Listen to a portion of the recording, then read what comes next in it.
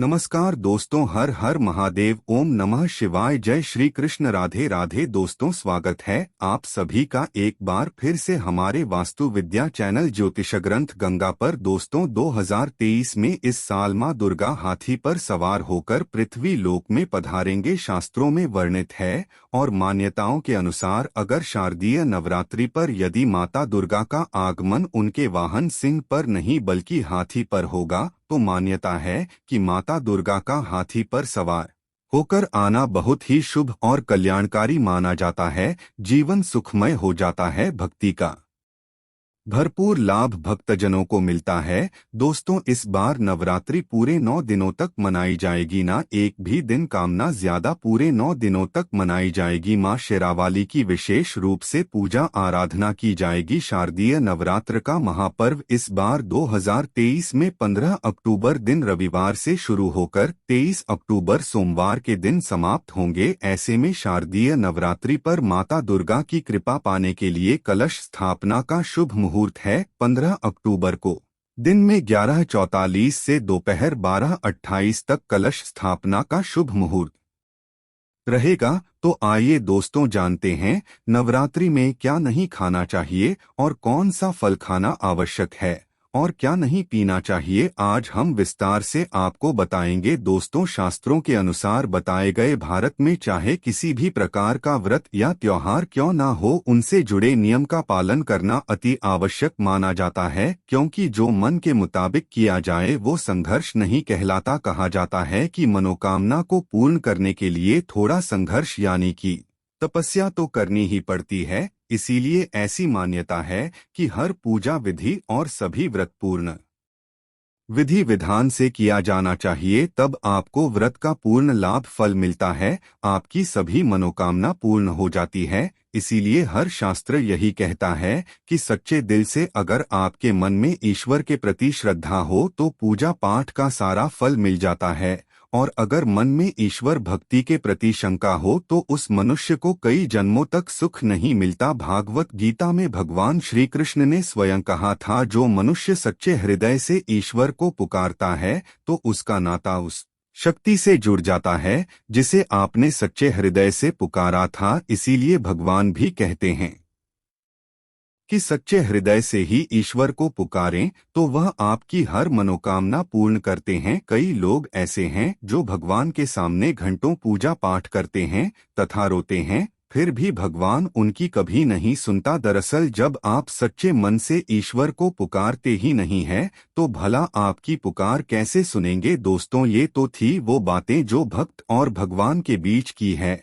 अब हम जानते हैं नवरात्रों के दौरान क्या नहीं खाना चाहिए और क्या नहीं पीना चाहिए और कौन सा फल खाने से व्रत संपूर्ण और सफल हो जाता है। नवरात्रि के दिन से जरूर खाना चाहिए फल। शास्त्रों में बताया जाता है कि भगवान के भोग में सेब आदि जरूर अर्पित किया जाता है। अगर आपका व्रत है तो आपको उसे जरूर खाना चाहिए। केला, पपीता, तरबूज और मीठे अंगूर जरूर खाना चाहिए। इन फलों से व्रतधारी को शक्ति मिलती है और व्रत संपूर्ण हो जाता है। शास्त्रों में बताया जाता है कि नवरात्रों के दिनों में सीताफल जरूर खाना चाहिए। सीताफल खाने से बीमारियां हैं जो खत्म हो जाती हैं। माना जाता है कि नवरात्रों के दिनों में सीताफल का घर में प्रवेश होना बड़ा ही शुभ माना गया है। सीताफल खाने से नवरात्र का व्रत सफल हो जाता है, क्योंकि इसमें माता सीता का आशीर्वाद मिला हुआ होता है। नवरात्रि के दौरान इसे जो भी खाता है उसे दुखों का सामना नहीं करना पड़ता। सीताफल आपको जरूर खाना चाहिए। दोस्तों, नवरात्रों में व्रतधारी को डब्बाबंद लस्सी, डिब्बाबंद जूस नहीं पीना चाहिए। उसमें कई केमिकल मिले होते हैं जिसके कारण आपका व्रत टूट सकता है। जब भी आप फलों का जूस पिएं तो याद रखें उसमें नमक नहीं डालें, नहीं तो व्रत टूट जाएगा। साथ ही साथ जूस में बर्फ भी नहीं डालना चाहिए। चलो का सादा जूस पीने से व्रत सफल होता है। दोस्तों, नवरात्रि के दौरान सिंघाड़े का आटा या कुट्टू का आटा खाने से पहले यह देख ले कि आटा पुराना नहीं होना चाहिए, क्योंकि पुराने आटे में कीड़े वगैरह पड़ जाते हैं जिसके कारण आपका व्रत टूट सकता है, क्योंकि यह छोटे छोटे कीड़े हमें दिखाई नहीं देते और आपके मुंह तक पहुंच जाते हैं। ऐसा आटा खाना मतलब कीड़े मकोड़ों का मांस खाने के बराबर माना गया है।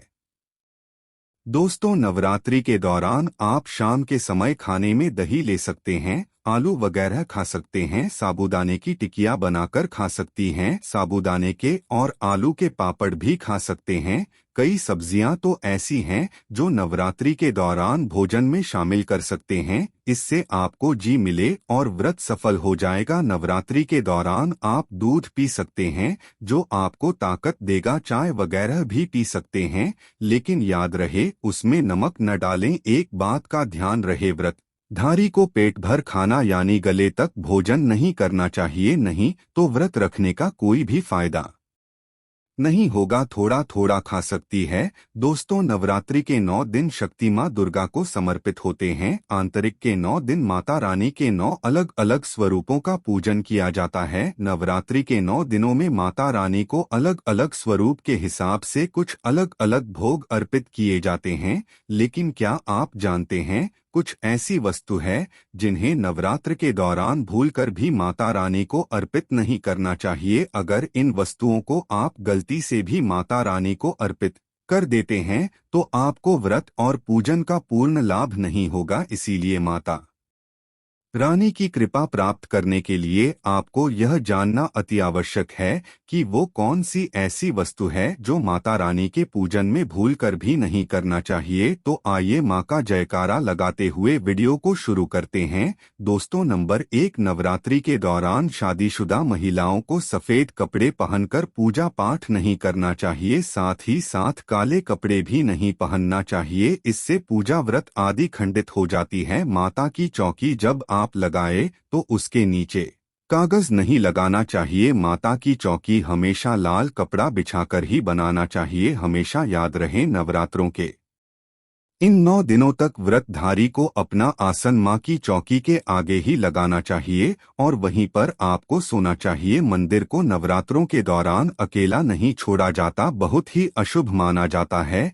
इससे दुर्गा माता नाराज हो जाती है और हमेशा के लिए चली जाती है। दोस्तों, नंबर 2, नारियल। हिंदू धर्म में नारियल को समर्थित धन, श्रद्धा और सम्मान का सूचक माना जाता है। नारियल को श्रीफल भी कहा जाता है। नारियल को सुख समृद्धि में वृद्धि करने वाला माना जाता है। नारियल का हर मांगलिक कार्य में विशेष महत्व होता है। जैसे कि आप सभी जानते हैं कि माता रानी के कई मंदिरों में नारियल से बलि भी दी जाती है और माता रानी के पूजन में नारियल का इस्तेमाल हम सभी करते हैं। खासकर कलश की स्थापना नारियल से ही की जाती है। माता रानी के पूजन में हम नारियल इस्तेमाल करते समय कुछ गलतियां कर बैठती है। दोस्तों, नारियल कई प्रकार के होते हैं, एक हरा, दूसरा सूखा जिसके अंदर पानी होता है, जिनसे नारियल के अंदर पानी होता है। माता रानी के पूजन में सदैव पानी वाला और जटा वाला नारियल ही इस्तेमाल करें। नारियल पूर्ण होना चाहिए, नारियल चटका हुआ या टूटा हुआ नहीं होना चाहिए, क्योंकि